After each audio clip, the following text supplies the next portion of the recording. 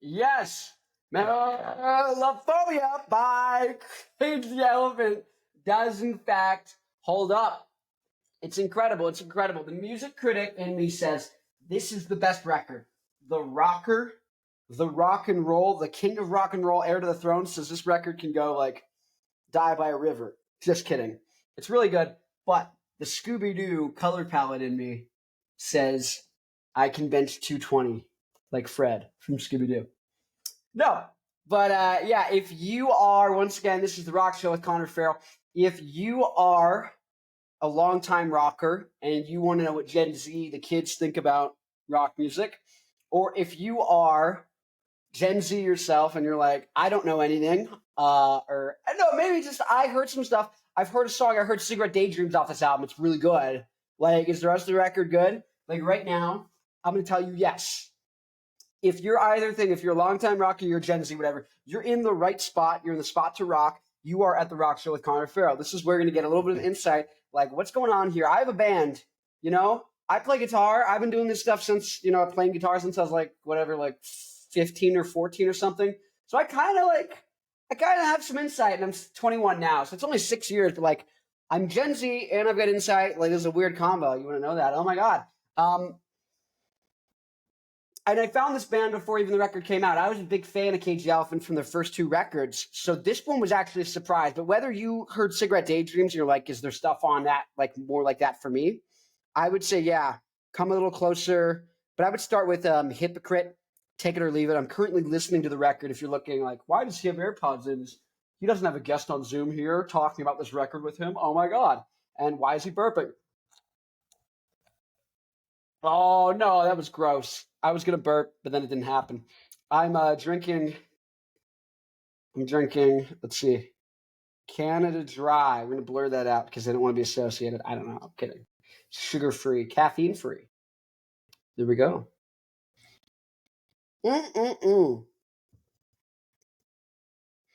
Now, if you're like more of a like punk metal, hard rock, new metal kind of thing, you're gonna listen to Teeth. You want to listen to Teeth. You're gonna want to listen to It's Just Forever. And those are the two I would start with. Those are the two. And if you really are like a more of a like punk person, listen to Thank You Happy Birthday. That's their second record, the one that came out before this in 2011. Thank You Happy Birthday by Cage the Elephant. I would listen to that if you're like, you don't like indie, you don't like kind of like pop music, you're like Kill Taylor Swift or whatever you would say, right? Like if you're that kind of person, go listen to the first two records first. Go listen to the second record, Thank You Happy Birthday, and then go listen to the self-titled record, Cage the Elephant. Go listen to that if you're one of those like, I need it to be the hardest rocking music ever. It can't be soft like all of these little softy people of the Gen Z. They're so soft. If you're one of them, I get it. I'm you. I'm also a little bit of a Gen Z softy because I like the Smiths, and I love this album. I love it. I don't want to love it. The hard rocker in me says you're not allowed to love it, but it's so good. It's so good. And it makes it hard to pick, like, I said in the last two videos that the second album, Thank You Happy Birthday, is my favorite by Cage the Elephant, but come on, this is so good. The songs in here are super iconic. They escalate out of the band and they go full campfire. But I think the next record, Tell Me I'm Pretty, that's where they go from like campfire song, which is good, to still campfire song, but into like your grandma likes it, which is good. And that there's a place for that, like the new Black Keys single where it's like all the beautiful people say, hey, it's more like that, where it's like your grandma from like the 30s is going to like it. Like my grandma from the 30s likes the next record. I don't think I could play this record for her. You know what I mean? Teeth would scare her. Spiderhead would probably scare her. Telescope, like, it's going to scare her. It's going to scare your grandma. So that's where the metalhead, like punk rock, hard rock, kind of, that kind of thing. That kind of where I was still like, yeah, but I still, Grandma wouldn't listen to this, so it still is. It's not like total poser, softy. But yeah, what am I even talking about? No, this song is amazing. This band is amazing, and this is their seminal record. This is the one that, like, if you don't know them, listen to this, and you're gonna like them. Now, if you're a real hard rock guy, that's the second record. If you're a classic rock, like, yeah, dude, I drive my truck, I listen to nothing but rock, listen to the first record. If you're a Taylor Swift fan, listen to like the third record or the fourth or whatever. The fourth record, I wouldn't even listen to the latest one if you're a Taylor Swift fan. I would listen to the latest one if you just like Cage Elephant a lot. Social Cues is for Cage Elephant fans. Melophobia is for the world.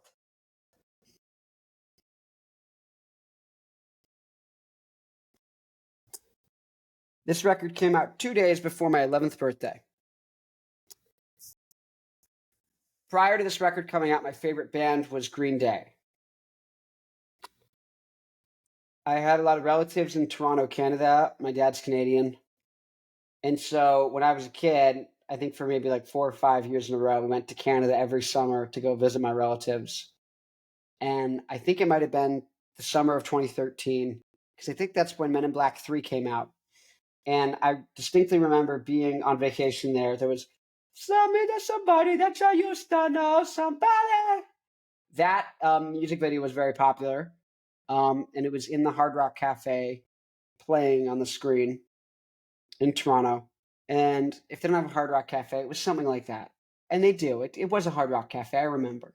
I'm the 190 IQ Jew. I remember all. I see all. I know where you're sleeping. I know where the little Gentiles and the Goyim hide their money.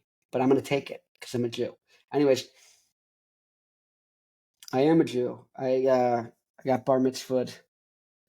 But they don't really have that Jew money. Yet. I'm only 21. But I was in Toronto. And somebody that you used to know, somebody that I used to know, somebody. That song was like playing. Demonetized. Now, that song was playing. It was really good. And the Men in Black 3 was coming out. They had the Baskin Robbins had their like Men in Black 3, like eat your ice cream Men in Black 3 style. And I wanted it so bad.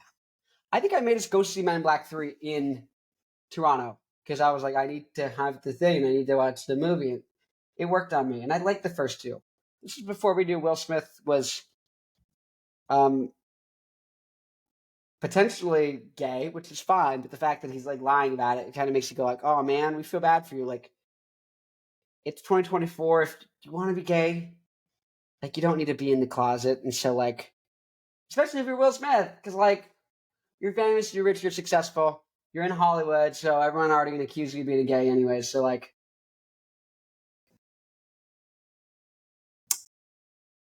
or you know the Red Table Talk, like Jada Pinkett Smith and them, and you didn't know about all that. So I was like, I saw the first couple. What was I, 10 or 11? Like, yeah, I'm 11. So if it was in the summer though, I was 10 because I hadn't turned 11 yet. This is 2 days before my birthday. The album came out. See, you're following. So what happened is Red Table Talk. That's where I learned. I didn't really like Jada Smith as a person, but I thought her acting was great in the show Gotham.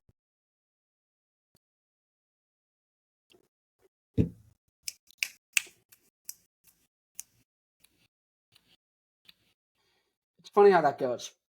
It's probably going to be one of the most high-viewed videos I do. Because Melophobia is an extremely big album, and people are going to click on it. If I say, does Melophobia, the Cage the Elephant, still hold up? Gen Z rock perspective? Or whatever clickbait thumbnail title I put. Combo. Supreme. Talking into the mic. Hi there.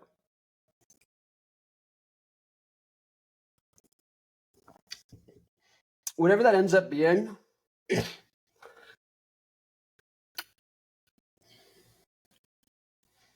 and I'm sitting here talking about going to Toronto, and I'm Will Smith watching 10-year-old who's like, Men in Black's cool.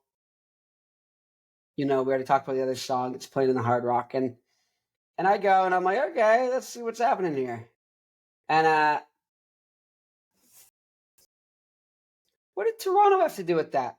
Oh, I remember. I'm in Toronto. I'm listening to Now You're Just Somebody that I used to know at the Hard Rock Cafe. I'm eating my Baskin Robbins, seeing my Men in Black 3, and I'm listening to Shenanigans by Green Day, their 2002 album Shenanigans. I'm listening to that on repeat.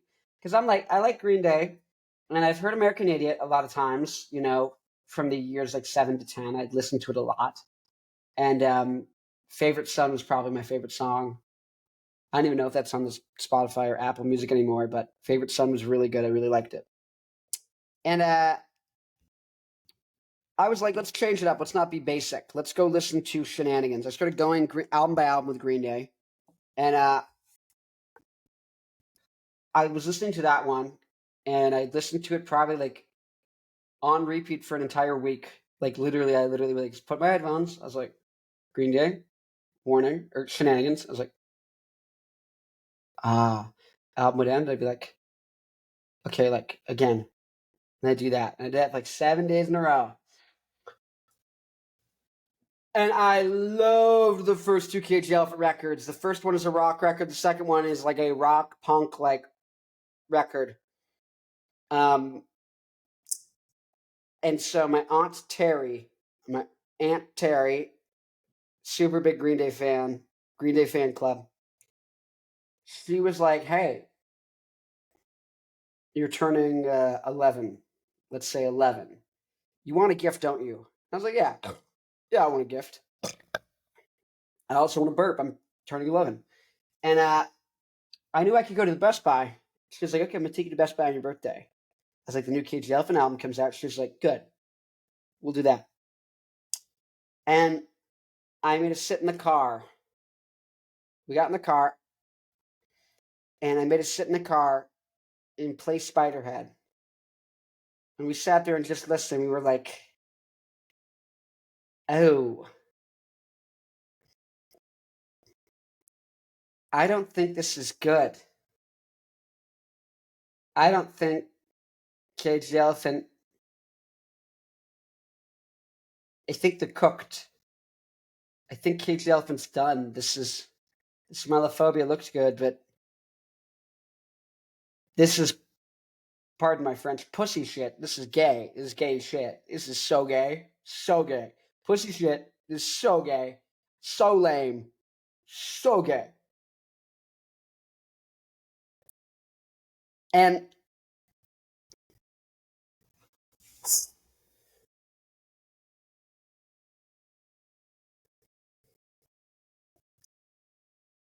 an 11-year-old Connor's still right. He's still right. 11 and 2-day-old Connor, or whatever. Because I didn't get it till my birthday. Was it a Friday? Maybe I didn't get it 2 days before my birthday. Okay. 11 minus 2 days, Connor. 10 and 354, 10-year and 354-day-old Connor thought that maybe it was a leap year. Shoot, I don't know. Doesn't matter. But if anything, I should add like 500, 354, 356 to it. Because technically divide it through, don't you? I don't know. There's a quarter of a day every year that gets thrown in somewhere. So whatever. I'll just really take what who cares about the math on it? I was 11 and I saw this album was gay when I heard it in the car with my aunt. And compared to the first two, it is, but it's good. The album's good. Really, really good. 14 minutes into this friggin' video, and now you know it's good. Go listen to it. Go listen to it. It's a good album. There you go. I hope you like that. It's a good album. Now you know. I'm sitting here like joking around. I didn't even tell you to send this breakdown to a friend. I should have been doing that. I should have been like, "Yo, send this video to a friend. Yo, send this video to a friend. You send it to a friend right now, man. Send this video to a friend." Yeah, when I first heard this album, brother, relative to my age when I found it, but then I went back to the house, little Connor. Right. Go back home. Take your little record player, CD player. It was a little radio CD player. And I sat there and I just was like, what if we listened to it all the way through? I just laid in my room, listened to it. I was like, huh, okay. It was interesting. Probably 10 years ago today. And you're listening, and you're like, okay.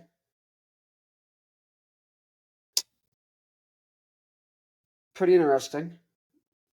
Kind of starting to get it. Come a little closer. This is interesting. It's a good song. And then I just kept listening to it. I kind of, after the third or fourth listen, I got used to the fact that I'm like, okay, the band that I liked, that I was a fan of, that I was looking forward to that band's new album, they died. They were killed. They were murdered by this band, and this band took their place. The band that I went to go listen to at the record store, the band that I went to go get my birthday record, the thing I thought I was getting, it's gone. It's dead. And that's fine. This is really good. This is not what I ordered, right? You put pickles on my order. I didn't want. This isn't even a burger. This is like, it was like fish and chips. It's not a burger, right? And so I'm just sitting there like, just like more annoyed than anything, because I'm like, man, Cage the Elephant, like there was you, and there was Arctic Monkeys, but they only have 2 good records. There's Green Day. I haven't even to this day listened to full Muse records, but Muse has some good songs. There's a couple songs from Queens of Stone Age. I didn't listen to any full records from them yet. And so you're just kind of like, and then Weezer, I didn't listen. I probably maybe not listened to any full records from Weezer. And I was just like, okay, they had a couple hits. But I was like, a couple of hits from Weezer, Arctic Monkeys, and but Cage and Green Day. But the real ones who I could count on were Cage the Elephant and Green Day. They were the ones who had music. Like they had full albums. They really rocked. They were like saving rock music in my eyes. And then this came out. And they're just defeated.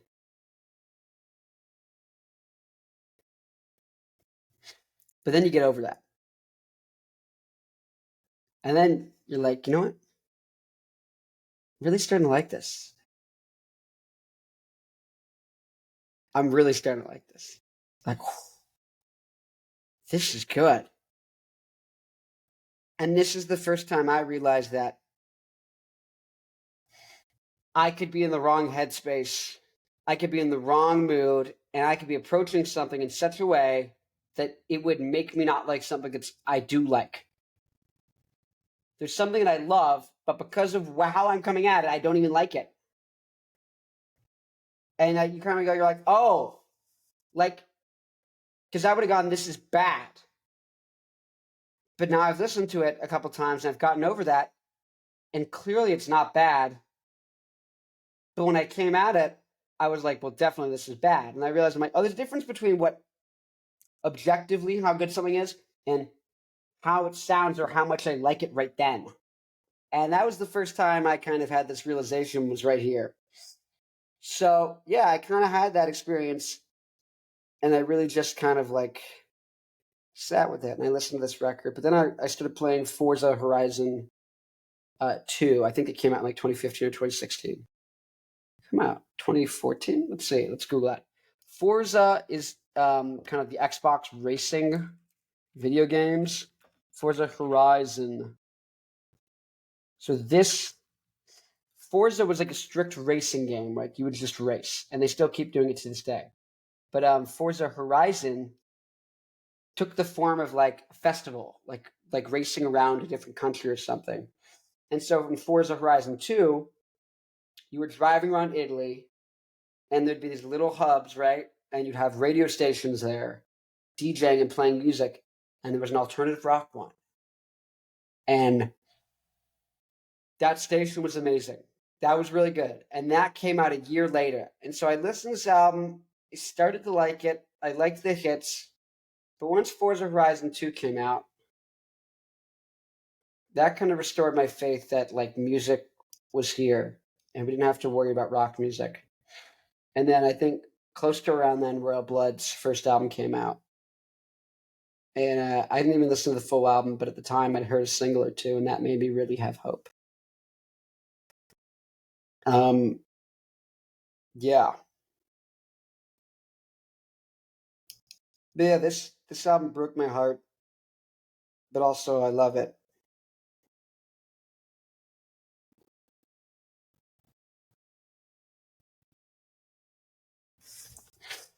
And yeah,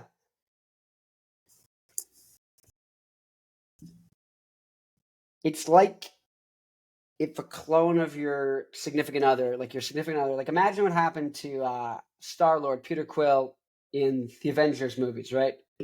His Gamora gets killed, but there's one from like 2014 who's a completely different person who doesn't like him, and now she's here, but you still love her. That's kind of how I felt with Cage Elephant. Is like you killed my band, you killed my love, you killed the person I loved, you killed. They're not there anymore, and I got to deal with that. That's my problem. Um, but I still love this too. Clearly, not the same thing at all. But can't deny that I love this, but also can't deny that the thing I was looking for is gone. I don't think they're ever going to play Judas or anything from the first record that isn't like a massive hit. Um, kind of hurt. Kind of hurt. Like I'm even listening to Telescope right now, and it's so beautiful, but like it just further cements in my brain that this happens with Arctic Monkeys too, and this is the same year that AM by Arctic Monkeys came out, and that was another album that signified that like this band is still really good. It's not the band that you liked, and it's not a band that's going to start rocking more. Here's the thing: is this was like for Arctic Monkeys particularly, like they went from like rocking a lot to like AM, but I was like, oh, I see a trajectory, and then they just fell off a cliff. And Cage Elephant didn't really do that. They were like here, like with our monkeys, and then they went down, but they just kind of stayed at the AM level, where it's good, but that's where I believe Gen Z, we got to take it. It's up to us. We got to bring back rock. Listen to the first, listen to the good records, but just do that. Do that. Listen to the first two Arctic Monkeys records. Listen to the first two Cage the Elephant records. You can like this one, but you're not going to make this unless you like are adding a bunch of layers and doing stuff. You can't play this live, like without all the layers and a bunch of band members, or at least a bunch of tracks that are layered. This isn't like four guys in a room or four people in a room. Whoever, do you care? This isn't like guitars, bass, drums, add some saxophones, add some horns, add some other stuff. This is like make a record in the studio and be artsy and be an artist. And maybe this was what they were all along. They just wanted to make good pop art. They're just the Andy Warhols of rock, maybe.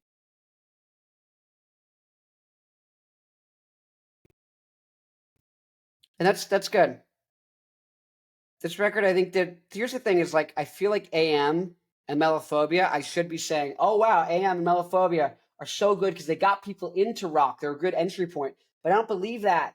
I don't think anyone heard these records who didn't like them before, didn't like the early stuff, and who is now like, yeah, I got into this record. So not only is it just signal to me that like, hey, they're permanently never going to be, rock bands, or they're never going to rock nearly at the level they did. Um, like it just permanently told me, yeah, these bands were never going to rock ever again. You're going to like them. They're going to be good bands, but they're never going to rock. And they were like one of the few, rock bands that were still around when I was a kid. And that also weren't just inaccessible and like quirky. Like I love Queens of Stone Age, but like, bro, they like it's like you're trying not to write hits. Are you trying not to write things that are accessible? That might be true, and you don't need to do that, but just like that's, and we wonder why rocks died. it's not dead, but like when Olivia Rodrigo and her producer and songwriter and Main Skin are like the best rock music outside of like Royal Blood and the Black Keys, but they're the best things that are new, like that weren't already like big within the last decade. Like Royal Blood got big, whatever, like 10 years ago now.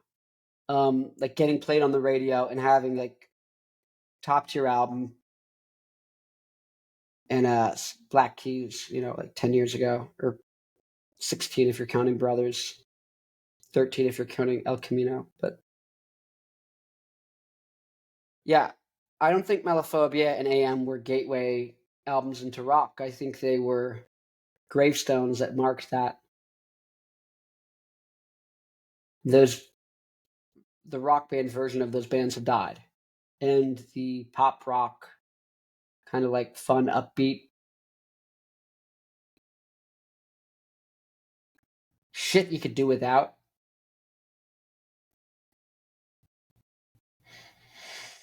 Outside of a few songs in AM, if Arctic Monkeys didn't make music after the first two records, rock music would be the same. That's all they really contributed to rock was the first two records and a little bit on AM. Cage the Elephant contributed 2 records to rock that were amazing. So I'm grateful for what they did. I guess I don't want to be angry at them for first off, I don't know them. Doesn't make sense too. But like completely logical. I'm sitting here like, I'm so mad. You guys were like a rock band and now you're not a rock band. But like, I guess, like I do have emotions, and they are like, yeah, I guess like it does kind of suck when you're like, so much promise. It was so promising. And then you just like decided almost like, hey, now we're gonna suck. Like they don't suck, but like you went from being like the kings of rock to just like letting rock wither on the vine. And I don't know if it's because the label said, hey, we need stuff that's poppier and softer, because I can't imagine why the labels would have said that. You're the biggest rock bands.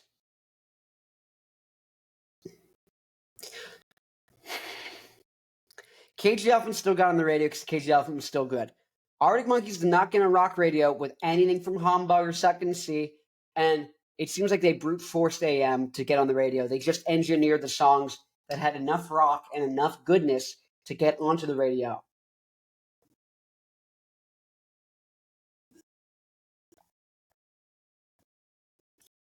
A little bit pissed off about that.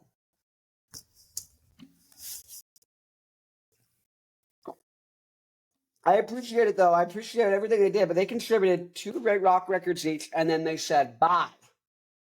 They said, 2 of the greatest rock records of all time. Each band's going to do that, 2 of those, and then a bye. Bye. And then Melophobia is here. Melophobia is cool, right? Isn't this fun? I like this record. Go listen to this record. You're going to enjoy this record.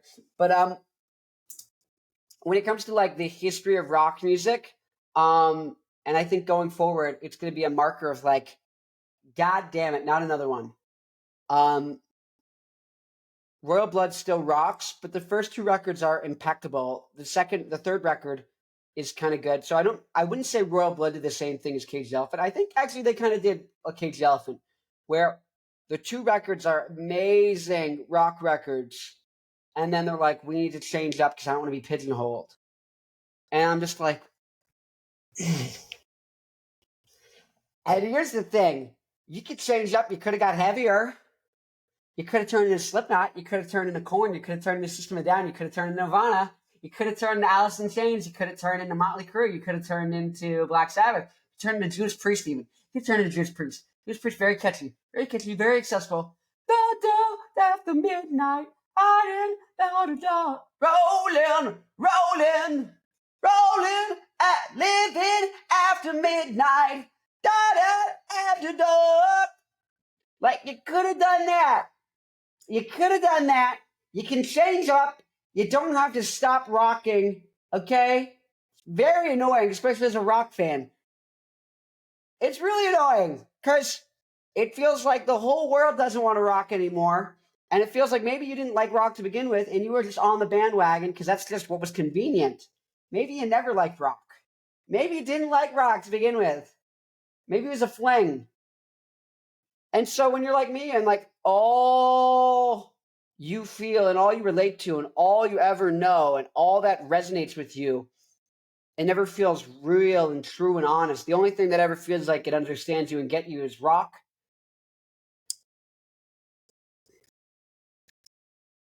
That is heartbreaking.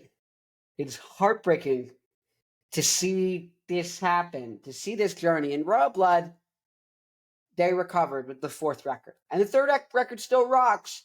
Fourth record still rocks. But it's just like, man, all we got is main skin, copy pasting the same song. It's good, but it's one song. And that's their prerogative because they're successful and I'm not. When it comes to having, huge successful rock records and having a following.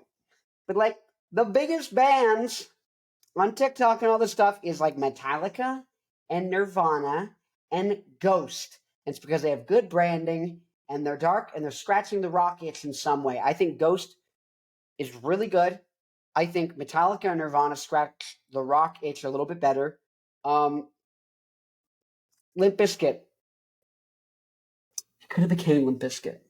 You could have grooved harder and had a DJ and had samples. Okay, you could have done that. You should have done that. Why didn't you do that? Why didn't you do that? You didn't do that? You didn't do that? Why didn't you do that?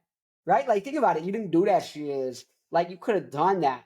Like, it's really, really, really, really, really annoying right now as a rock fan because you didn't do that. You didn't do that. No, you didn't. What do I want to end off here? What do I want to end off here? Boomers, you're going to like this record. You're like, oh, it's pleasant. It's like the Beatles. Like, bad now. Not really rock now. Gen Z, maybe I'm just in a bad mood right now when I'm making these videos, but who cares? They're going to go viral because I'm being a jerk. So Gen Z, are they going to like this album? They're going to love it. It's going to be so good. It's so good. And is it going to get them into Cage Elephant? Maybe the later stuff. It's also like, not really hard rocking and are not really notable when it comes to the history of rock music and the canon of rock music. They're just there. They're kind of like the only good pop music that's happened outside of like, Taylor Swift and stuff that's so engineered that it like has to work. Outside of that stuff, Cage Elephant's like the only good pop music. But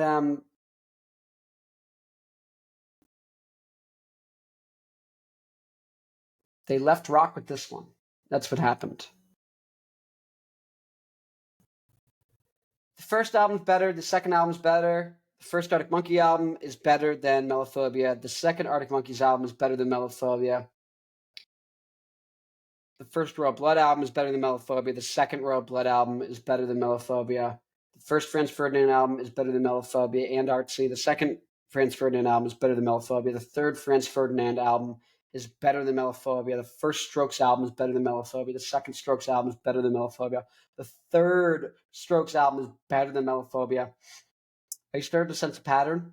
Melophobia is better than most other things, though. That being said, that's because most things aren't rock. And so it's not hard to be good in the category of most other things. Cage the Elephant's an incredible band, and so that's why this record's still really good, and I still love this record. I do. But the larger context of what this record signaled is heartbreaking. And that's the same thing, like, I love everything Arctic Monkeys does. I love everything Royal Blood does. I love everything, like, any of these bands do, because I'm a diehard for these bands, and I just love them. I just like them. The fact that they exist and they made more stuff, even if it's not their best stuff or not, they're lower than where they started. Don't care. I like it. But this really signals to me that this record, when it came out, that it was going to be a worse decade than the one before. 0 to 10, I guess, was pretty good, pretty great. I had a dog die. That didn't feel good. 2 dogs died. 3 dogs died when I was a kid from 0 to 10. Technically 4, but 3 I remembered that I really felt bad about. And somehow the next 10 years was going to be worse. Now, is that being overly edgy? Yeah. But was shit kind of like miserable until I got to like 2016, 2017, I was playing guitar in a band. Middle school, I had friends, then the friends left. They kick you out of the friend group, right? They have some drama going on. Then you move to the other side of town from where you go to school. So you're half an hour away, and that's half an hour in like Phoenix Scottsdale Metro. So you're not walking anywhere. You're not walking to your friend's house. That would be like a 5 hour walk. So you're like, yeah, I guess I don't have friends. Then you have pornography and rock and roll music you can listen to. So have that. I had Legos. Legos were cool. And I took rock climbing classes, indoor rock climbing. I got to the point where I was competing on the team. I went to Utah, competed in rock climbing. Then I stopped rock climbing and took a guitar lesson, and then I didn't take a second guitar lesson or a third. And that was middle school. And then, yeah, and I got to high school in San Diego, and that was great. No, I started taking guitar lessons. That was great. That was good. But also, like, you're bad at first and you're not having that much fun. But I got to meet people, interact with people. So that was good. Yeah, I didn't really have much friends beginning of high school.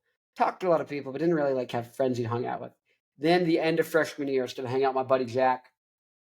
That whole summer, good. From that point on, friends, good. Friends, social life, things going on. That was all good. You know, life was going. Life started cooking. Found Royal Blood, rock music and stuff. Went to Scotland, got to see the relatives. You know, first girlfriend, if you catch my drift. Drift.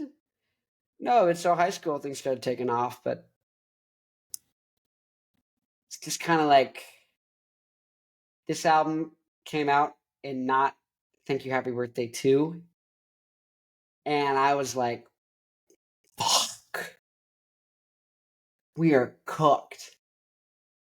Ladies and gentlemen, we are fucked for the next 4 or 5 years. That's how I felt. And that was kind of right. That's kind of right. Like 5th grade to like after 8th grade ended, then it was like, okay, we're good. We're good. We're going to high school. I know what that means. That means I'm going to have sexual intercourse. That's going to be cool. I'm going to have friends. I'm going to go to parties. And I'm going to get to rock and roll because I'm going to decide to play guitar. And that did happen, and it was great. And yeah, it feels weird to say, but like if you're in middle school and you're watching this, it gets better. But you still have to try. And if you're doing stuff you don't like, think about what you do like and start doing that. It's pretty simple. But friends are a-holes. Maybe don't hang out with them, but maybe it's not a bad idea to hang out with them. I don't know. 21. I have no money. Making videos about rock music, a dying genre, apparently. I don't believe that. TikTok, you got a new rocker being born every day, but they need a place to think about it. So talk below, comment below. If you're on Spotify, come to the YouTube video to comment, or go on my Instagram and go argue in the comment section over there, or go to my x.com, my Twitter. But yeah.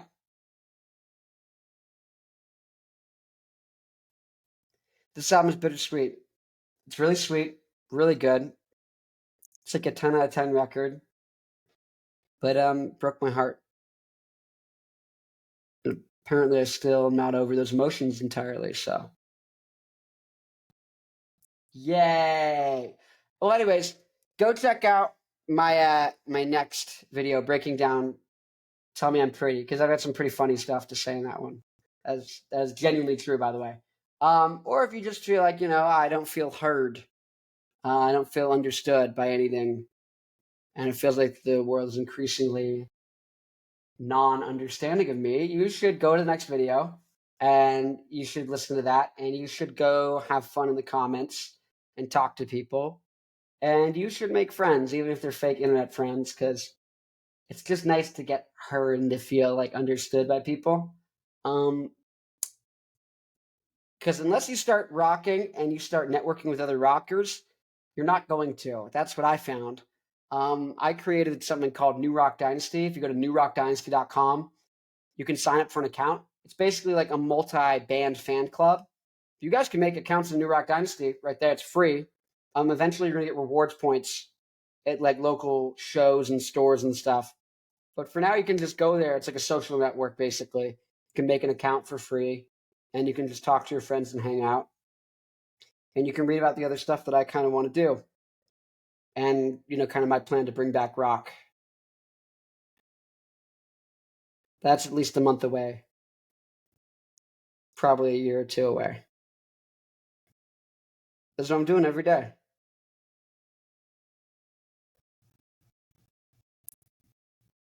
Rock on. Okay. Seriously, this is a long video. Actually, I might just go for another 10 minutes and split this up into 2 videos. No, I'm kidding. I'll make this one big video. This is the Melophobia review, though. I feel like we did a lot of growing here. Real talk, though, a message of hope. Pick up a guitar, go to my bio. I have a thing called One Man Band Stack, One Man Band.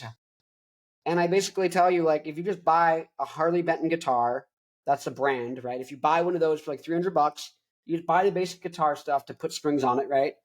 And a pick to play with and strings to play with. And, a guitar strap so it doesn't slide off you and you can stand while you play. And maybe like a cable and a little amp or something so you can hear yourself play. Outside of that, there's a bunch of free software to record stuff. You can literally sing into your microphone on your iPhone. You get a cheap audio interface with a cable. An audio interface is how you plug your guitar into that, and then you plug that into your computer to record your guitar. And so you could buy a cheap one of those, or you could buy a cable that goes directly from your guitar into your computer. It's not going to sound as good in your recordings, but you can do it if you don't have money and you just want to mess around and get started, right? And you're like, yeah, I'll buy that later when I have money. I'll buy an interface. But go to my one band thing and listen to like Royal Blood and White Stripes and the Misfits and the Ramones. And you'll figure out that actually you can just play power chords. But if you don't know how to play guitar, you can just play one note. You can just play whatever the da da da da da da da da da da da da da da da da on the back street. Down down da da da da da da da da da. And you can literally go bum bum bum bum bum bum bum bum bum bum bum bum bum, which you could learn how to do within a week if you just pick a guitar, even if that's not a bass. You can do that. You could write songs like that with just simple notes, and get it to sound good if you just download all the stuff I kind of have in there. Eventually, I'm going to build out videos, so maybe they're already there, kind of explaining like how to actually use that stuff. But first, I want to do more podcasting and reviewing of albums. Album review, Gen Z album review. You're watching this as a TikTok. Anyways, go listen to this album. It's really good. But hopefully you're not heartbroken like me. Don't expect it to be a rock record like the first 2. And just gonna be okay with that. Okay? Go right now. Go actually click my Tell Me I'm Pretty video. Because let's say, here's the thing, real talk. Go click these videos, watch me roast these records to a certain extent, and also praise them, and then listen to them after. Then you'll have a good idea. Like, oh, I get what he was saying here. Like grandma music. You're like, not your punching bag. You'll be like, oh, I get how that wouldn't offend grandma, but this record still would offend grandma. So I know the band's still good here, and they're still good always. To this day, they have a little bit of an edge, but they kind of let me down. They let me down. Melophobia. They let me down. So go listen to the next video, which is Tell Me I'm Pretty. Right now, you have 5 seconds. 5, 4, 3, 2, 1. You did it? You did it? Oh my God. Thank you. See you there.